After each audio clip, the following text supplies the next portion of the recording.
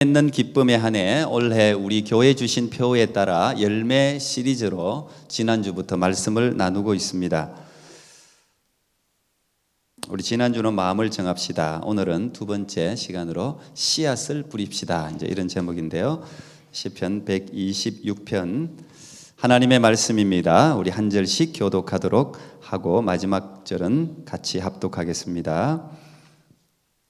읽을 때 하나님 음성을 들을 수 있기를 축복합니다.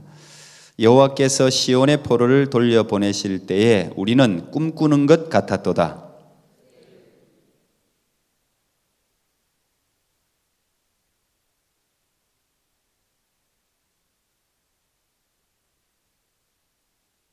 여호와께서 우리를 위하여 큰 일을 행하셨으니 우리는 기쁘도다.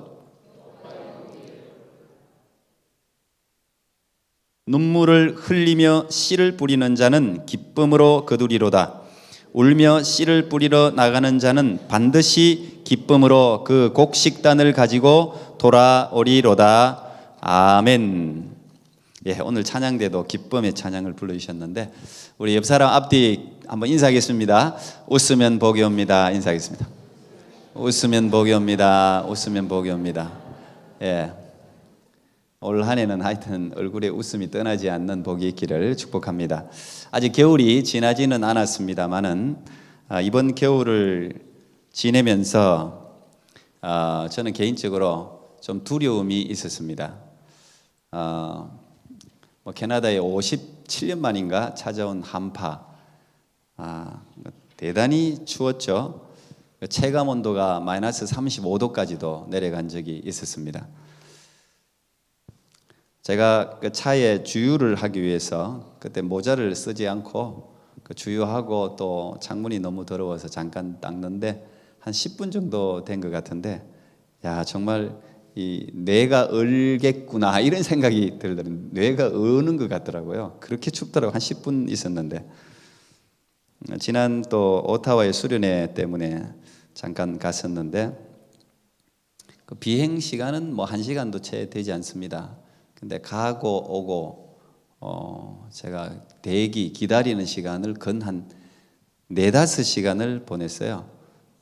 한파 때문에 너무 추워서 제가 이유를 정확하게 모르겠는데 한파 때문에 문제가 생겨서 하여튼 그렇게 지체가 됐습니다.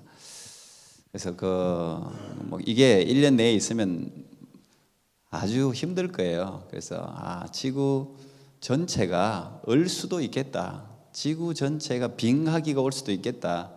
영하 100도까지 내려가면 물론 이제 그 가운데 뭐 바이러스나 이런 게 살 수는 있다 그래요. 그러나 생명체가 살기는 상당히 어렵겠죠. 또 이번 겨울은 아주 독감, 아주 심한 감기가 또 이렇게 퍼져나가가지고 우리 교회도 독감 때문에 지난주도 우리 김경희 송 오셨네. 독감 때문에 하여튼 한두 명, 몇 명씩 이렇게 결석을 매주 했어요. 매주. 그만큼 아주 그 감기 독감이 아주 심각했습니다. 예전하고 좀 달랐죠. 공통적으로 그 독감을 오래 앓으신 분들이 저도 물론 이제 지나갔습니다만, 야, 이러다가 죽을 수도 있겠다 이런 생각을 공통적으로 가질 정도로 밤에 잠 한숨 못 자죠. 하여튼 아주 심각한 그 독감이 유행을 했습니다. 지금도 하고 있고. 근데 여기만 아니라 한국도 마찬가지예요. 증상이 똑같아요. 한국에도 저희 어머니도 일주일 입원하셨고, 한국은 또 병원 입원을 주로 하시더라고요. 또 저희 장모님도 지금 독감 때문에 지금까지도 고생하고 계시고, 아주 그 전염성이 정말 대단합니다. 비행기 타고 날아간 것도 아닌데 하여튼 전 세계 보니까 증상이 똑같은 독감들이 얼마나 유행을 하는지. 그래서 진짜 유럽에 물론 흑사병으로 엄청난 사람이 죽은 적이 있지만 전염병 이거 잡지 않으면 전 세계 모든 사람들이 전염병으로 죽는 게 한순간이겠다, 이제 이런 생각도 하게 됐어요. 아무리 의학과 과학이 발달했다고 해도 역시 한계가 있죠. 아무리 이 선진국 우리가 캐나다에 살아도 올해도 저는 또 전기가 나갈까 봐 두려운 생각이 들더라고요. 한 몇 년 전에 저희 집에도 3일 동안 전기가 없으니까 아이들 데리고 진짜 심각하더라고요. 근데 나가버리면 대책이 없어요. 여기 뭐 토론토 전체도 완전히 암흑입니다. 암흑이더라고요. 캄캄한 암흑. 도시가 그 전기가 들어오지 않고 암흑이 되니까 야, 그거 참 두려운 일이더만요. 서울이나 뉴욕이나 이러면 전기가 다 나가고 암흑이라 생각해봐요. 그거 아주 심각한 그 재앙이죠. 엄청난 한파, 독감 앞에서 과학, 의학, 문명이 별로 크게 힘을 쓰지 못하는 그런 잠깐의 순간이지만 이제 그런 걸 생각을 하면서 두려움을 가졌는데 동시에 또 감사하더라고요. 집에 있으니까 얼마나 감사한지, 따뜻한 집이 있다는 게 세상 얼마나 감사한지, 그리고 함께 살아가는 사람들이 있다는 사실이 참 고맙고 감사한 생각을 한 그런 겨울이었습니다. 무엇보다 목사로서 하나님이 아직까지 지구를 붙드시고 계시다는 사실, 예수 안 믿는 사람이 믿든 말든 저는 하나님이 이 지구를 붙들고 있다. 만약에 놓아버리면 이거 빙하기 오면 끝입니다. 전염병 삽시간입니다. 요즘은 항공이 이게 저주거든요. 비행기 때문에 전염이 금방 다른 나라로 가거든요. 한 사람만 들어가면 출입하면 금방 퍼져나가요. 지금 우리가 이런 세상에 하나님이 사람들에 대한 긍휼을 아직까지 거두지 않으시고 구원받을 백성들의 구원을 기다리고 있기 때문에 이런 걸 지금 넣어주시는 거죠. 그게 성경이 우리에게 주는 메시지 아닙니까? 그 사실이 또 한편으로는 감사하더라고요. 그리고 또 나아가서 인간의 생명이라는 것, 이게 정말 위대한 거죠. 대단히 가치 있는 건데 이것도 하나님이 붙들어 주지 않으면 이 인간의 생명이라는 게 굉장히 덧없습니다. 얼마나 허무하게 여러분 주위에서 죽어가는 사람들이 얼마나 많습니까? 사실 굉장히 많거든요. 심장병으로도 금방 잘 나가는 사람이 금방 쓰러져서 죽는 모습을 우리가 진짜 많이 보거든요. 요즘 시대는 수명을 다하고 죽는 사람보다는 사고로 죽는 사람이 훨씬 많아요. 지진이다, 해일이다, 엄청나게 많아요.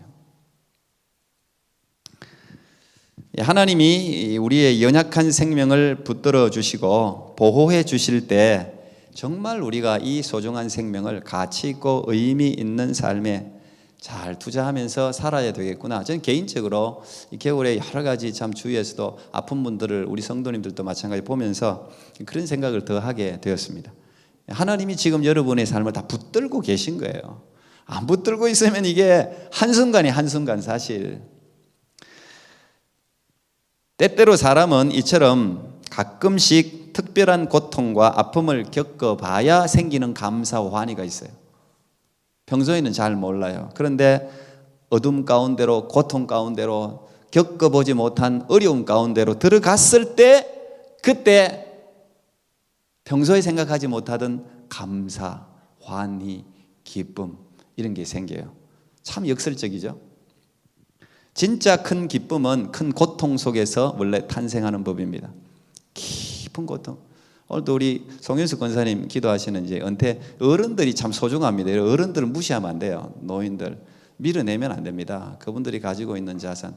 똑같은 기도라도 한마디가 다르잖아요. 마음에 와닿는 게 전 다르더라고요. 우리 권사님 이게 기도하시는데 한마디가 오랜 인생을 겪어보고 하는 이야기이기 때문에 이건 감동이 있어요. 달라요, 사실. 어쨌든 인생을 우리가 이 어려움 가운데 살다 보면 내가 평소에 하나님이 주신 은혜들을 새롭게 발견하는 기쁨들을 가지게 되잖아요. 내게 자유를 달라 아니면 죽음을 달라. 이 명언도 사실은 자유가 죽음보다 더 소중한 가치라는 사실을 알기 때문에 억압과 전쟁 가운데서 이 자유가 얼마나 소중한지 죽음, 내 생명을 던지면서도 얻을 만한 가치가 있다고 믿기 때문에 자유를 달라 아니면 죽음을 달라 그렇게 외칠 수가 있는 거죠. 제가 요즘 한국 보면은 이 젊은이들이 자유의 소중함을 너무 모르는 것 같아요. 그리고 주어진 자유를 너무 방종하면서 사용하는 것 같아요. 그래서 사실 저도 이제 좀 이렇게 중년을 넘어서 자꾸 위로 가나 봐요. 그 자꾸 보면서 걱정이 되더라고요. 걱정이. 우리가 지금 살고 있는 이 캐나다도 마찬가지지만 이 자유와 민주라는 이 엄청난 가치를 왜 그렇게 너무 아주 소홀하게 대하는 것 같아서 우리의 선배들이 얼마나 진짜 투쟁하고 목숨을 걸고 지켜온 가치들입니까? 미국도 마찬가지. 제가 보면 참 안타까워요. 유럽도 마찬가지고. 저 사람들이, 저 젊은이들이 지금 살고 있는 저걸 지키기 위해서 얼마나 많은 선조들이 전쟁터에서 또 탄압과 억압 가운데 투쟁하면서 그걸 건져 나왔는데, 이 젊은이들이 그걸 몰라가지고 너무 그냥 그걸 뭐 내 자유지. 여러분, 자유라는 게 뭡니까? 자기가 하고 싶은 대로 하는 게 자유가 아니거든요. 해야만 하는 것을 할 수 있는 게 자유예요. 참 좀 안타까운 면이 있어요. 오늘 시편 126편을 보면, 이 시편 126편을 여러분이 읽어보면 막 기쁨과 환희가 막 느껴지잖아요. 이게 오랫동안의 억압에서 풀려난 자유인의 기쁨과 환희죠. 이거 억지로 만들어내는 웃음이 아니에요. 우리 입에는 웃음이 가득하고 우리 혀에는 찬양이 찼다. 이건 억지로 막 한번 웃어보면 그런 웃음이 아니죠. 이건 저절로 그 안에서 마음 깊은 곳에서 감격을 통해서 뭔가에 대한 감격 때문에 나오는 웃음이고 찬양이에요. 저절로 찬양이 그냥 막 나오는 거예요. 저는 원래 이런 기쁨과 환희가 여러분의 삶에 있기를 축복합니다. 억지로도 우리가 많이 웃어야 되지만 진짜 그 어떤 은혜에 대한 감격, 삶의 어떤 발견에 대한 감격 때문에 웃음과 환희가 넘치는 거, 그래서 찬양하는 거.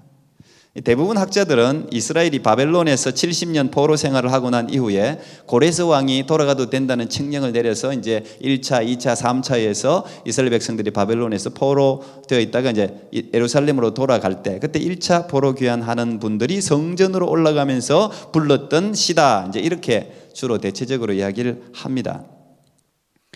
70년간이나 나라 없이 포로로 생활했으니까 오죽했겠습니까? 여러분, 우리는 36년 일제 치하에 있었는데도 광복되었을 때 사람들이 전부 거리로 쫓아다 나와가지고 막 저렇게 만세를 부르고 그냥 너무 기쁜 거 아닙니까? 일본 사람들 그 총칼 앞에 아무 소리도 못하고 자기 한국 이름도 못 쓰고 한국 말도 못하고 한국 책도 못 읽고 한국 동요도 못 부르고 뭐 이러다가 거기서부터 벗어났을 때, 이건 뭐 온 민족의 이 기쁨 아니겠어요?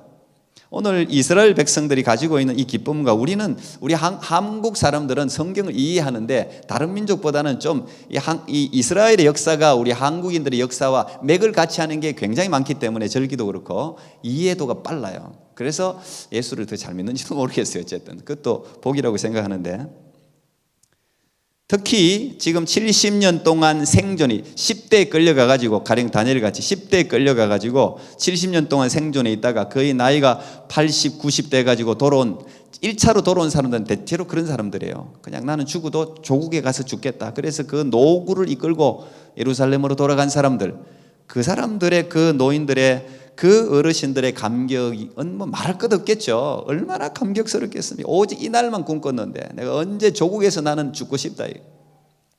여호와께서 시온의 포로를 돌리실 때 우리가 꿈꾸는 것 같았도다. 공동 번역은 이게 꿈이냐 생시냐 이렇게 이제 번역을 해놨어요.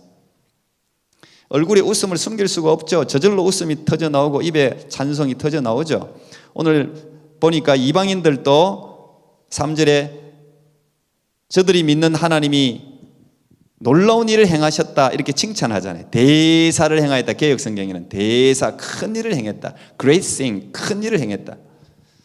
하나님은 Great God, 위대하신 하나님이시죠. 위대하신 하나님은 위대한 일을 할 수 있는 걸 믿습니까? 이거 좀 잘 위대하신 하나님이 위대한 일을 하죠. 여러분에게 앞으로 올해 되었으면 하는 그런 위대한 일이 있으십니까? 인간이라면 꿈도 꾸지 못하는, 이 세상의 재료 가지고는 환경으로는 도저히 상상할 수 없는 그런 일을 하시는 분이 하나님이세요. 여러분, 이스라엘 백성들이 힘이 많아가지고 국권을 회복한 게 아니잖아요. 지금 이스라엘은 만약에 뭐 게릴라전을 하고 뭘 하고 이래가지고 국가를 새로 찾은 게 아니에요.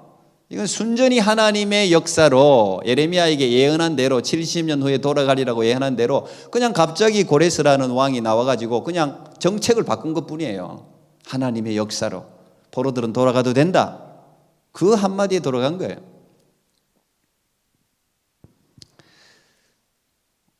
현대 선교의 아버지라고 하는 윌리엄 캐리가 있습니다. 윌리엄 캐리, 영국 분인데 이분이 늘 좌우명으로 삼았던 모토가 있습니다. 제가 신학교 다닐 때 이걸 늘 모토처럼 제 책상에도 붙이고 초창기 청년 사역하고 할 때 이걸 굉장히 많이 제가 외쳤습니다.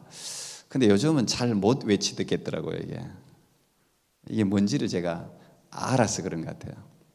그때는 막 great 이런 말을 굉장히 많이 썼었습니다. 뭔가 하여튼 무서워요. 뭔가 요즘. 왜냐 하나님이 살아 계시니까 이거 기도 잘못했다가는 기도대로 이루어지거든요. 큰 역사는 큰 희생이 따르는 법입니다. 이 윌리엄 캐리가 늘 했던 모토가 Expect great things from God. Attempt great things for God. 하나님으로부터 위대한 일을 기대하라. 위대한 하나님으로부터 위대한 일을 시도해라. 제가 저 말 굉장히 좋아했어요. 그리고 뭐 청년 사역을 했으니 얼마나 많이 외쳤겠어요. 그리고 윌리엄 캐리는 원래 구두 수선공이었어요. 그 당시 대부분 뭐 서민들이 그 직업을 많이 가졌지만, 근데 이분에게 성령이 임하니까 세계 선교의 눈이 활짝 열렸어요. 이게 18세기 후반이거든요. 그때 선교를 영국이 안 나가던 때입니다. 선교할 필요가 없다고 할 때예요. 근데 이 윌리엄 캐리는 그게 아니다 이거예요.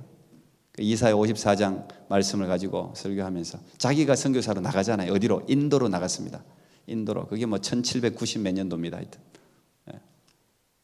그래서 이분을 현대 선교의 아버지라고 불러요. 현대 선교 18세기 Great Century, 위대한 세기를 열어놓은 사람이에요. 인도에 가서 인도에서 윌리엄 캐리에 물어보면 압니다. 이 윌리엄 캐리에 대해서 어떤 사람은 교육자라고 이야기합니다. 어떤 사람은 의학자라고 이야기합니다. 어떤 사람은 번역가라고 이야기합니다. 어떤 사람은 선교사라고 이야기합니다. 이게 무슨 말입니까? 모든 분야에 다 영향을 미쳤어요. 윌리엄 캐리가. 영국에 있었으면 이름도 없이 묻힐 사람이에요.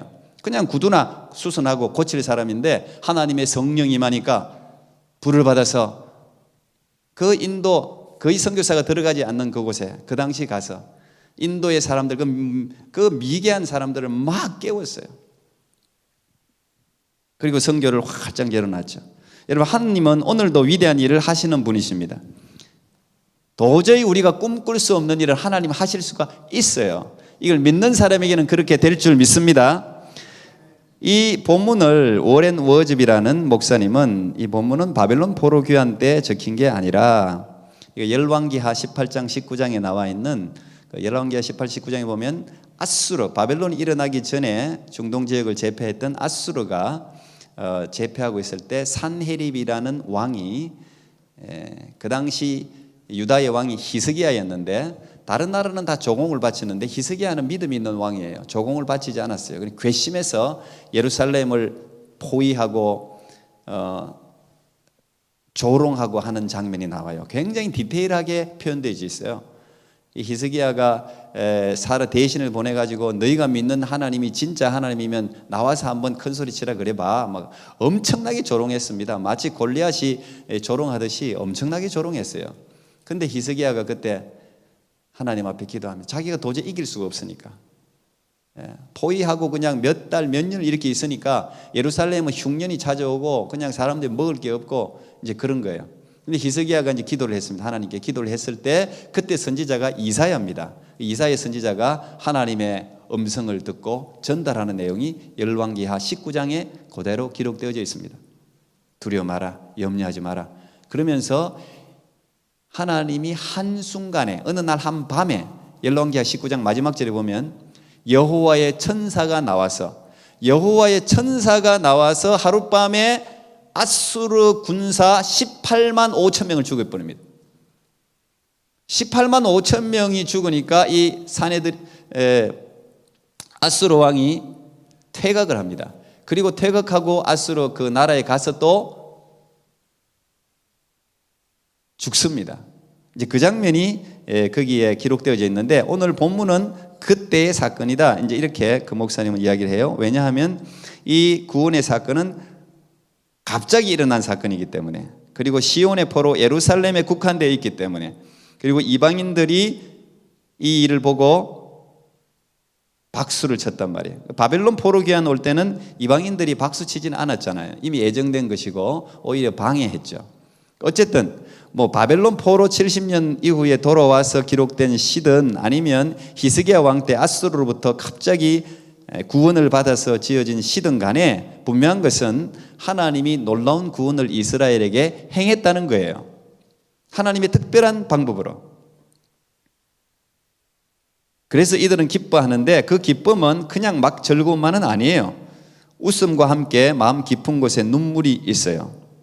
포로가 되어서 해방되어 조국으로 돌아온 것은 너무도 기쁜 일이지만 황폐되어 있는 예루살렘 성과 회파되어 있는 집들을 바라보는 현실은 고통이죠. 자, 이게 이제 우리 신앙인들이 현실과 신앙 사이에서 겪는 일이에요. 이거 여러분 잘 넘어가. 이걸 성령 충만 받고 은혜 받으면 기뻐요. 마음이 확 바뀌어요. 사람이 바뀌어요. 눈이 바뀌고 뷰 포인트, 관점이 바뀌기 때문에 갑자기 너무 좋아요. 그런데 현실은 바뀐 게 없거든요. 돌아가면 그대로거든요. 이제 여기서 신앙인들이 항상 갈등을 해요. 분명히 하나님께서 내게 기쁨을 주시고 응답을 주시고 내 마음에 아주 쌓여있던 어떤 죄악들을 녹여주시고 했는데 현실에 갔더니 그대로란 말이에요. 고통스러운 현실을 바라봐야 된단 말이죠. 아직 완전한 회복이 일어나지 않았다는 말이에요. 그래서 4절에 보니까 여호와여 우리의 포로를 남방 시내들 같이 돌리소서, 그렇게 이제 기도를 하고 있지 않습니까? 그건 회복이 아직 되지 않았다는 거예요. 현실은 restore, 회복시켜 달라, 그렇게 시인이 기도를 하고 있거든요. 여기 남방 시내라는 것은 네게브라는 사막을 이야기합니다. 이스라엘 남쪽에 가면 이스라엘은 참 이 기후가 희한해 가지고 우기 건기가 너무 달라요. 건기 때는 이 네게브는 완전히 사막이에요. 식물을 심을 수도 없고 사람이 살 수도 없는 그런 황폐한 땅이에요. 그런데 비가 오고 우기가 오면 갑자기 물이 샥 차고 넘쳐가지고 그곳이 아주 비옥한 땅이 돼요. 그 참 희한해. 이스라엘 땅이 그래요. 그러니까 오늘 그걸 이야기하는 거예요. 완전히 회복되지 않아서 하나님 빨리 남방 시내들 같이 하나님의 은혜의 물이 차서 우리를 회복시켜 달라는 기도를 하고 있지 않습니까? 그리고 나서 이어지는 본문이 눈물을 흘리며 씨를 뿌리는 자는 기쁨으로 거두리로다. 자, 여러분, 농부가 씨를 뿌리는데 눈물을 흘리면서 뿌려요. 눈물을 흘리면서. 왜 그럴까요? 저는 이제 농부인 아버지를 모시고 있기 때문에 제가 어릴 때만 해도 한국이 참 가난했습니다. 가난했어요. 아이를 키울 형편이 안 돼서 아이를 낳아가지고 고아원으로 보내는 집도 종종 많았어요. 그 정도로 가난했어요, 한국이. 더구나 농사 짓는 사람들은 언제나 고민에 빠집니다. 항상 풍년이 드는 게 아니기 때문에. 농사는 지어야 하는데 먹을 양식이 없는 거예요. 저도 그런 경우를 종종 경험했습니다.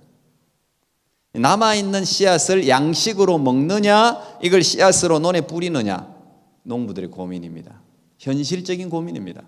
아이들은 배가 고파서 먹을 걸 달라 그러는데 남아있는 가령 뭐든지 벽시든 마늘이든 뭐든 다 심어야지 농사가 되잖아요. 심을 게 없는 거예요. 심을 게. 근데 농부는 이걸 심어야 가을에 추수를 할 수 있다는 걸 아니까 눈물을 흘리면서 우는 아이들을 뒤로 제쳐놓고 논에 나가서 씨를 뿌리는 거예요. 눈물을 흘리며 씨를 뿌리는 거죠. 지금 이스라엘 상황이 그런 상황이에요. 아수르로부터 포위됐다고 치면 이 사람들 먹을 게 없어요. 그때 가뭄까지도 그때 겹쳐가지고 먹을 게 없어요. 땅이 황폐됐어요. 그런데 그 남아있는 양식을 씨앗으로 논에 뿌려야 되는 상황이에요. 눈물을 흘리며 씨를 뿌려야 돼요. 근데 그 씨도 아무 씨가 아니에요. 뿌리는 씨앗은 다 좋은 씨앗을 뿌려야 됩니다. 종자라 그러죠. 그 여러분 KJV라는 킹 제임스 버전 여기에 보면 이 씨앗 뿌리러 나가는 이걸 precious seed라고 표현해 놨어요. 아주 소중한, 아주 귀중한 씨앗이다 그 말이에요. 그 종자를 이야기해요. 좋은 품종 종자. 씨앗도 아무거나 뿌리지 않거든요. 좋은 걸 골라 가지고 뿌리거든요. 아깝지만 좋은 종자를 뿌려야 돼요. 그 농부는 그걸 알죠. 비록 자식들에게 더 좋은 걸 먹이고 싶지만 좋은 건 종자로 빼놓아야 합니다. 저도 어릴 때 마늘을 부모님이 심는데 보니까 좋은 마늘은 다 빼놓더라고. 보니까 좋은 마늘은 그 마늘을 땅에 심더라고요. 농부는 심은 대로 거두는 법칙을 잘 아는 사람이에요. 좋은 종자를 심어야 좋은 열매가 맺히는 법입니다. 그래서 어렵고 아깝지만 눈물을 흘리면서 좋은 종자를 심는 거예요. 고르고 골라서. 여러분, 미래를 믿지 않는 사람은 결코 씨를 뿌릴 수가 없습니다. 씨를 뿌리지 않고 열매를 기대할 수가 없기 때문이죠. 현실을 믿는 사람은 씨를 안 뿌려요. 그냥 먹고 말지. 내 먹기도 뭐 바쁜데 뭐. 근데 현대인들의 특징이 현재만 믿고 사는 특징이 있어요. 점점 더 그래요. 젊은 사람들 미래, 내일 어떻게 되든 상관없어. 오늘 내가 편하면 되지. 이게 요즘 젊은이들의 잘못된 생각이에요. 그러니까 세상이 점점 어려워지는 거예요. 나만 편하면 되지. 온통 쓰레기로 넘쳐나고 오염이 되고 세상 환경이 그냥 지구가 이게 이대로 놔두면 얼마나 갈 것 같습니까, 여러분? 이게 다 이기적인 발상에서 나오는 거예요. 나만 그냥 내 시대만 잘 살면 나야 뭐 조금 살다가 죽을 거니까 그냥 뭐 몇십 년이야 지구가 버티지 않겠어? 그렇게 생각해요. 그게 성경적인 생각이 아니에요.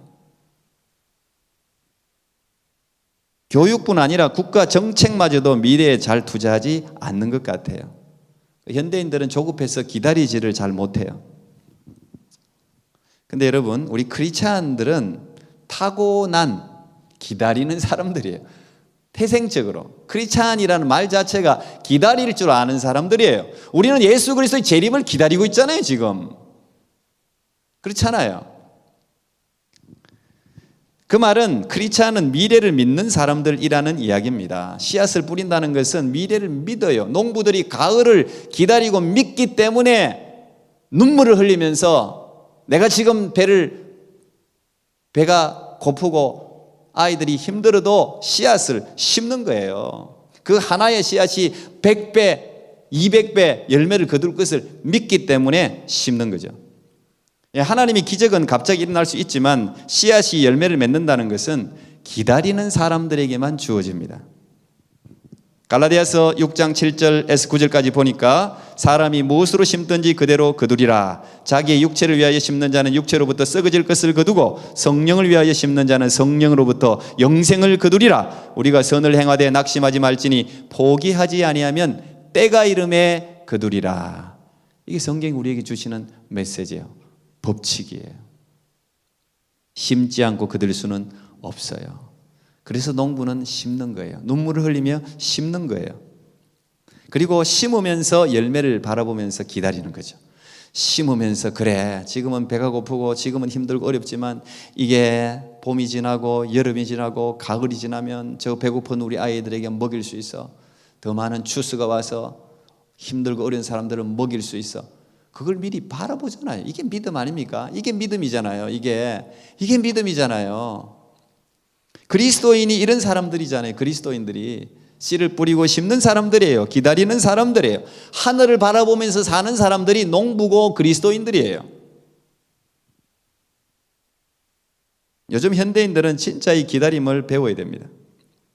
그리스도인들은 씨를 뿌리고 기다리죠. 열매 맺을 것을 믿죠.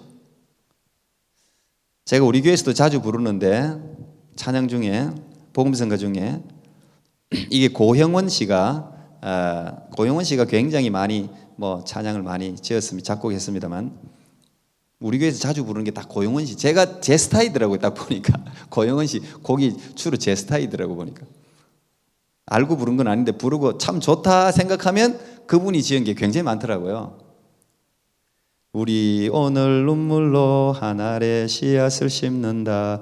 꿈꿀 수 없어 무너진 가슴에 저들의 푸른 꿈 다시 돋아나도록 우리 함께 땀 흘려 소망의 길을 만든다. 내일로 가는 길을 찾지 못했던 저들 노래하며 달려갈 그 길 그날에 우리 보리라. 새벽 이슬 같은 저들 일어나 뜨거운 가슴 사랑의 손으로 이 땅 치유하며 행진할 때 오래 황폐하였던 이 땅 어디서나 순결한 꽃들 피어나고 푸른 의의 나무가 가득한 세상 우리 함께 보리라.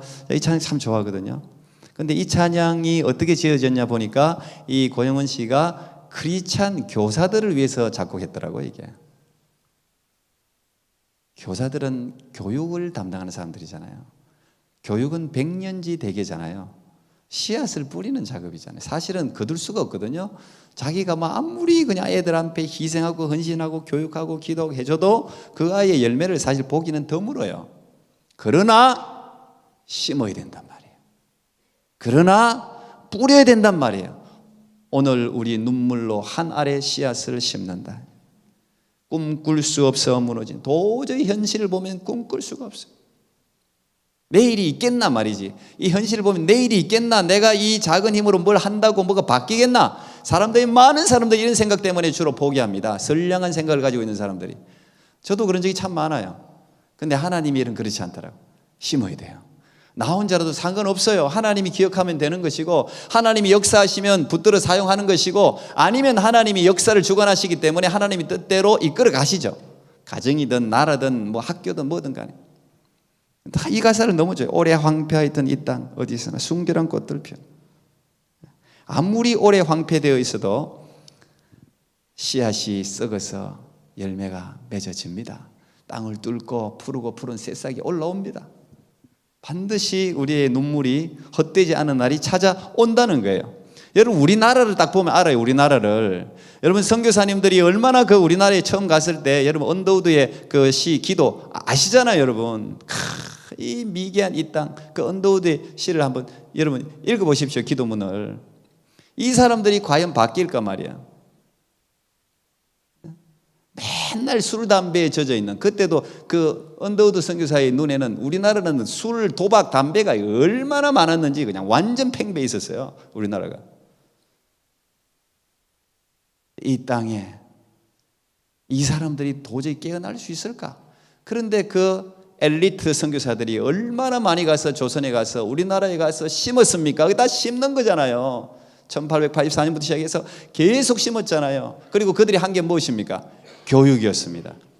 교회를 세우고 학교를 세웠습니다. 교회, 학교, 교육을 이렇게 세웠습니다.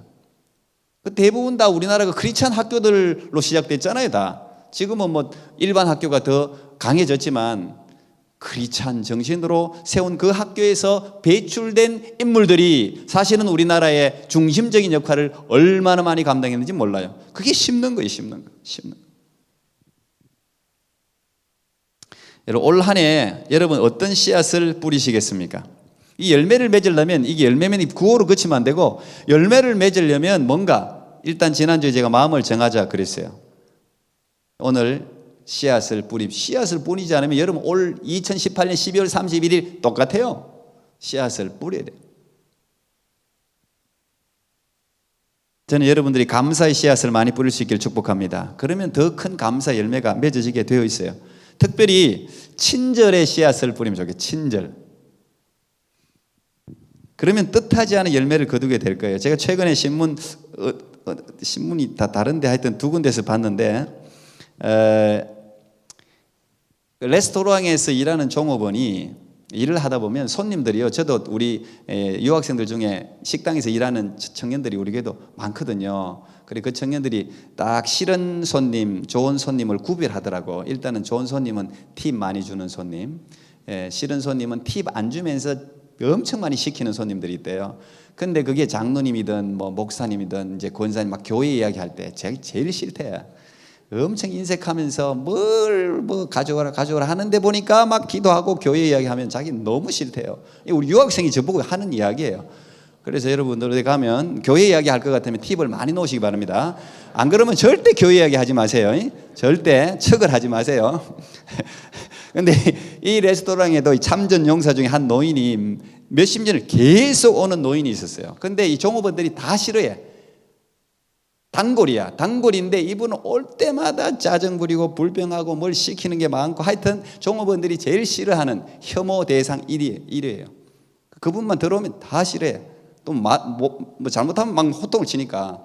그런데 한 여자 종업원은 계속 친절을 베풀었어요. 어쨌든 항상 웃고, 뭐라 그러면 웃고, 갖다 달라면 갖다 주고, 하여튼 그렇게 했어요. 근데 이제 어느 날 갑자기 이분이 보이지 않아서 물었더니 돌아가셨다는 거예요. 이 여종업원은 상당히 그래도 싫은 손님이었지만 그래도 참 마음이 참 아프다 이렇게 생각했는데, 며칠 후에 변호사 한 명이 찾아왔어요. 이게 며칠 전에 신문이 난 싫어합니다. 그 변호사가 찾아와서 하는 말이 그 손님이 너에게 유산을 좀 남겼다는 거예요.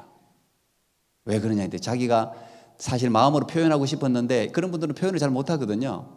내가 갈 때마다 내가 짜증 부리고 하는데도 자기가 아마 상처가 있어서 참전용사이기 때문에 늘 그랬는데도 너는 항상 웃으면서 내게 친절을 베풀어 줬다. 내가 네가 참 고맙다는 말을 하고 싶었다. 그러면서 돈 5만 불하고 차 한 대를 남겼어요.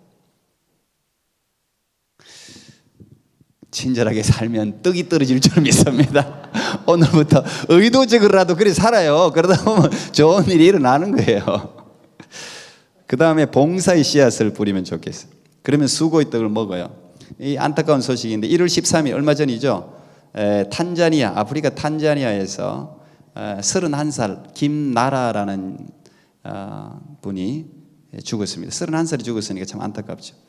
고아들 섬기고 알비아, 그러니까 탄자니아가 흑인들 사는 데인데 거기도 이 색소, 멜라닌 합성 결핍으로 말하면 피부가 하얗게 되는 그 병이 있대요. 그게 유전인데 또 아프리카 사람들은 그런 사람들 몸을 가지면 복이 온다 그래갖고 그런 애들 잡아갖고 팔을 자르고 그런데요. 근데 이게 이 아이들을 위해서 헌신한 사람이에요. 김나라. 근데 아주 독실한 크리스찬이에요. 자기가 봉사로 갔다가 저 탄자니아 그 아이들 고아들 마음이 생겨서 NGO를 통해서 월드쉐어라는 NGO를 통해서 탄자니아 지부장으로 갔는데 급성 말라리아에 걸려서 하여튼 31살에 죽고 말았습니다. 그 탄자니아로서는 한국과 이 탄자니아를 이분이 연결시켰대요. 정부 간에도. 그래서 탄자니아 대사가 이분 장례식에 와서 이런 말을 했습니다. 정말 그녀는 너무 안타깝다. 저 김나라 때문에 탄자니아와 한국 간에 이 참 소통이 잘 됐는데 그녀는 이기심 없는 아름다운 영혼의 소유자였다. 빛나는 별로 우리에게 영원히 기억될 것이다. 그런 이제 말을 전했습니다. 저는 저분이 비록 31살에 죽었지만 김나라 양이 남긴 그 봉사의 정신, 그 씨앗은 탄자니아의 수많은 아이들에게, 그 고아 알비아 환자들에게 정말 아름다운 것으로 분명히 나는 열매 맺을 것이라고 믿어요. 여러분 올 한 해 이런 봉사의 씨앗을 아름답게 심을 수 있길 바랍니다. 화해의 씨앗을 심으십시오. 그러면 모든 사람과 교통하는 기쁨을 맛볼 것입니다. 말씀의 씨앗을 뿌리십시오. 영혼이 강건해지고 수많은 영혼들을 추수하게 될 것입니다. 기도의 씨앗을 뿌리십시오. 여러분 가정의 응답으로 창고가 차고 넘치게 될 것입니다. 여러분 올 한 해 이런 열매 맺는 기쁨의 한 해를 살아가는 여러분 모두가 되기를 축복합니다. 기도하겠습니다. 하나님 감사합니다. 올 한 해 열매 맺는 기쁨의 한 해 귀한 표를 주셨습니다. 하나님 열매를 맺기 위해서는 마음을 정하고 씨앗을 뿌려야 됩니다. 울며 눈물로 씨앗을 뿌리는 자는 반드시 기쁨으로 곡식을 거둘 줄 믿습니다. 미래를 바라보면서 하나님 우리도 2018년도에 귀하고 아름다운 씨앗을 뿌려나가는 하나님의 사람으로 살게 해 주시옵소서. 예수님 이름으로 기도하옵나이다. 아멘. 우리 그 자리에 다 일어서서 봉헌하겠습니다.